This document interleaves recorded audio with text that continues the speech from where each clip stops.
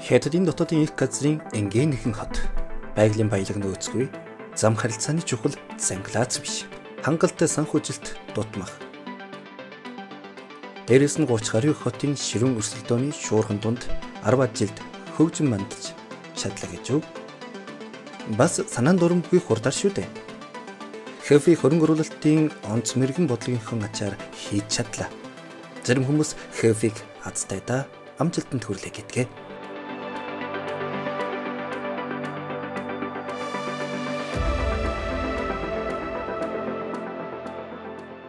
Хэфигийн амжилт бол аз тохиолдлынх биш, авьяас чадварын үр дүн юм. Дотоодын нийт бүтээгдэхүүн 300%-аар өсөхийн хэрээр Хэфийн Хятадын ирээдүйн хөгжилд маш чухал ач холбогдолтой хот болж ирсэн. Үйлдвэрлэл, технологийн компаниудын хөрөнгө оруулалтаар дамжуулан хэдэн арван тэрбум Америк долларын ашиг олжээ. Чип үйлдвэрлэл, шин дэлгэц, автомашин, хэмэл оюун ухаан нь энэ хотын хөгжлийн тулгийн дөрвөн тулгуур болжээ. Хэфийн мөн Хятадын үндэсний шинжилгээ ухааны дөрвөн том ерөнхийлсөн төвийн нэг. Эгэл жирийн төрийн албан хаагчаас хотын дэд захирагч болсон замнал. Өнгөрсөн 20 жилийн турш Жүүшин Ли Хэфийн захиргааны томоохон хөрөнгө оруулалтуудын бараг бүгдэд нь оролцжээ. Нүдэнд харагдах асар их өөрчлөлтийн цаана дахин төрсөнтэй адилхан том өөрчлөлт бий. Хэфи 10 жилд Хятадын хамгийн хурдан хөгжсөн хот болсны нууц нь юу юм бол орон нутгийн эдийн засгийн хөгжилд үйлдвэрлэл маш чухал байдаг.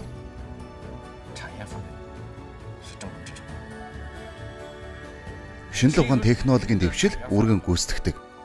Үйлдвэрлэлийн бүтцийн өөрчлөлт нь инновац болон боловсон хүчний оролцоонд тулгуурладаг бөгөөд үүний улмаас шинжлэх ухааны технологийн дэвшил үүргэн гүйцэтгэж хотыг шинжлэн хөгжүүлдэг. Гэхдээ ямар үйлдвэрлэлийн хөгжлийг сонгох талаар Хэфи өөрийн гэсэн зарчим барьжээ. Бид үйлдвэрлэлийн салбарыг сонгохдоо үндэсний стратегийн хөгжлийн чиглэлтэй нийц зэвсгийг үндэс болгодог. Өөрөөр хэлбэл улс орны хөгжлийн төлөвлөгөөнд орсон ажил үндэсний стратеги төлөвлөлтийг дагдаг гэсэн үг юм а. Улсаас хийх төлөвлөгөөтэй учраас чиг хандлагын хувьд асуудал байхгүй. Бүтэх боломж их. Бодоод үзэлдэ. Чипийг улсаас чухалчлах нь зайлшгүй тул хөгжлийн боломж ихтэй. Хятадд дутагдж байна. Гадаадынхан хязгаардмал нөөцтэй байгаа учраас бидний хийх ёстой зүйл. Хөрөнгө оруулалт эрсдэл дагуулдаг. Засгийн газрын албан хаагчийн хувьд зөрөгтэй турших хэдвэж болгоомж ил үүдгүй. Нэгдүгээрт албан тушаалтнаа тухайн салбарын мэргэжилтний төвшөндөд бэлтгэх. Хоёрдугаарт захиргаа нь юм хийж бүтээх. Гуравдугаарт үр дүнтэй зах зээлийг дэмжих. Дараагийнх нь бүгд мэдж байгаа. Тэрэн даруй Хэфийн амжилтын гол жор болох юм а. Зах зээлийн логикоор үйлдвэрлэлийн хөгжлийг дэмжин нөөцийн хуваарлалтад зах зээлийн хүчин зүйлс шийдвэрлэх үүрэг гүйцэтгэх ёстой хэмээх улсын зааврыг жинхэнэ утгаар нь хэрэгжүүлжээ. Нийгэмд Хэфигийн хамгийн том төрийн өмчийн санг удирдах байгаа. Энэ нь дэлхийн дөрвөн том ORED дэлгэц үйлдвэрлэгчийн нэг. Vision нөө шинэ үйлдвэрлэлийн баазда 2.5 тэрбум Америк долларын хөрөнгө оруулсан хэдийч амлалт болон санхүүжилт хоёроор амжилтанд хүрч чадахгүй юм а.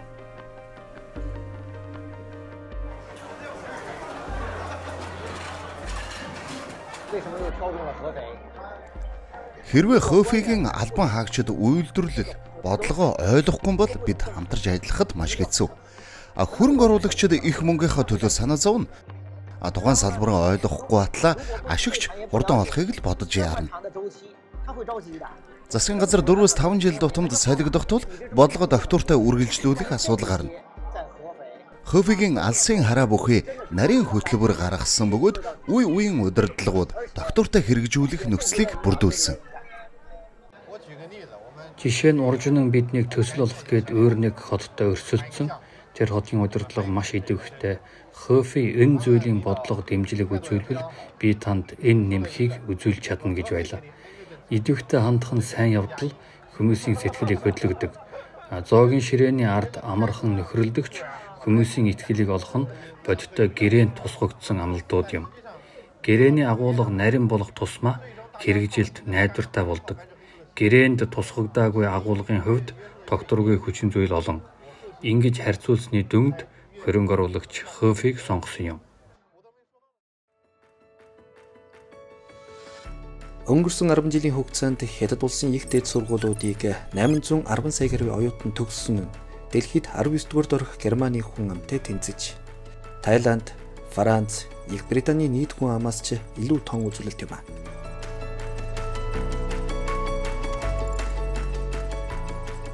Илүү олон ажлын байр гаргаж тэдгээр боловсон хүчнийг шингээх нь Хятадын хотуудын чухал үүрэг.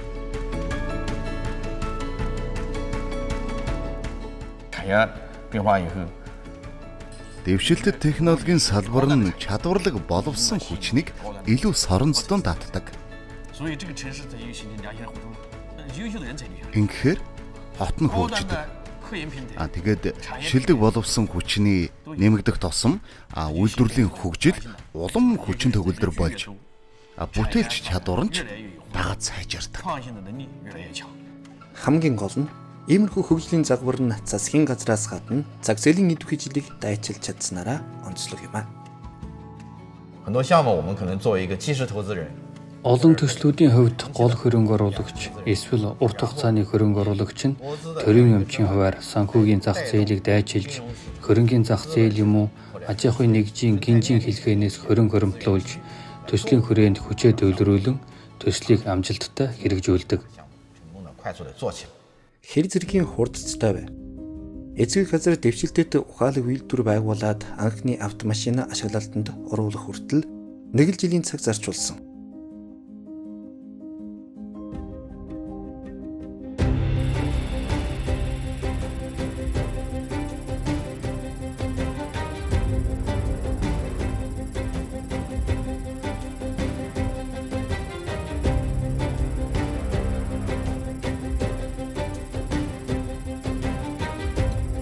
Өнөөгийн Хөфигийн эдийн засгийн өсөлтийн тал хувь нь шинжлэх ухаан, технологийн салбартай холбоотой. Дэвшилтэт технологи тоног төхөөрөмжийн үйлдвэрлэл нь Хятадын хаж үйлдвэрийн нэмэгдэлд үнэтэй хөв нэмэр оруулж байгаа бөгөөд Америк зэрэг олон орны анхаарлыг татах боллоо.